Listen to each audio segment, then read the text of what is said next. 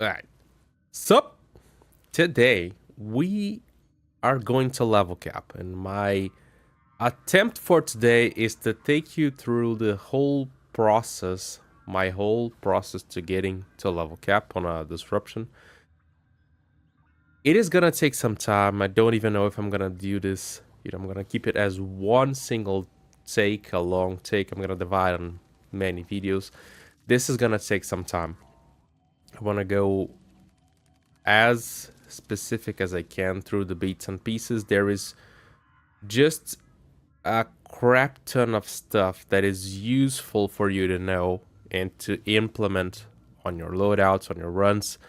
So going 100% specific on my stuff is going to be kind of complicated because there's just useful stuff that I feel like I need to talk. Starting with disruption, the mission type.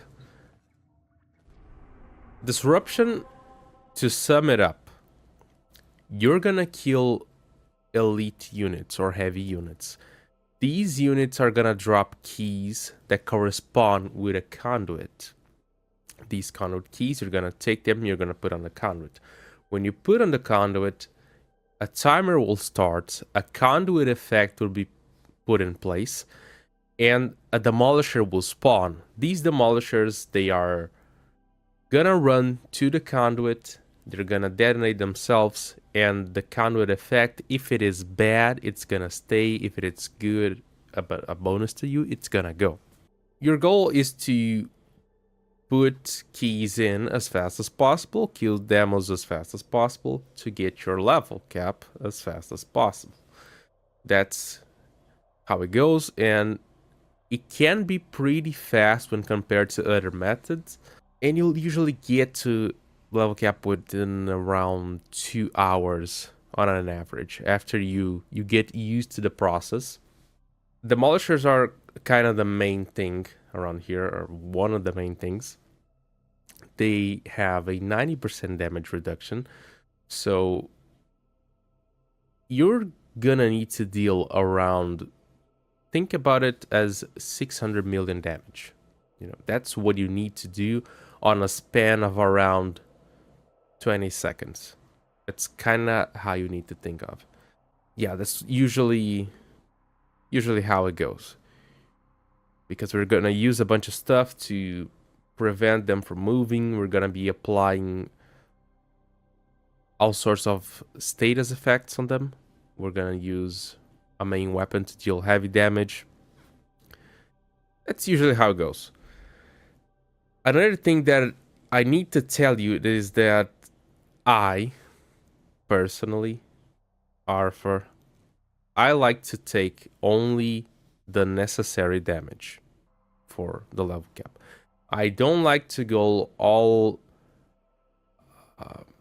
hardcore mode into dealing, damage cap every time. Eventually, I like to do it, but that is that's rare. I like to take just enough damage and focus some on quality of life. If I have space for it, I'll take stuff for movement. I'll take stuff to help me to make my run chill. And with this amount of quality of life, I'm able to keep a consistent time. My consistent time for level caps is around the 2-hour mark. That's what I'm able to achieve, taking just enough damage and the rest going to utility. Back into the mission type again, we've got a couple of missions that are disruption. We have grineer, we have corpus, amalgam corpus, kuva grineer. Then, some of them share enemies across the board. We have more heaven infested. We have the Lua one, which I think are still considered corpus. There is the Necramech 1, which is Armadas, which is completely different from the rest of the disruptions. While Demolishers have damage reduction, they have diminishing returns against abilities, they have a nullifying pulse. Necramechs are not immune to abilities, but they have damage attenuation. So it's something completely different. and you have, if you want to kind of one-shot or deal very heavy damage to those, the thing is completely different. So some demolishers are shared across the board. Let's say when we're dealing with Kappa against, you know, Olympus, I think it's exactly the same enemies.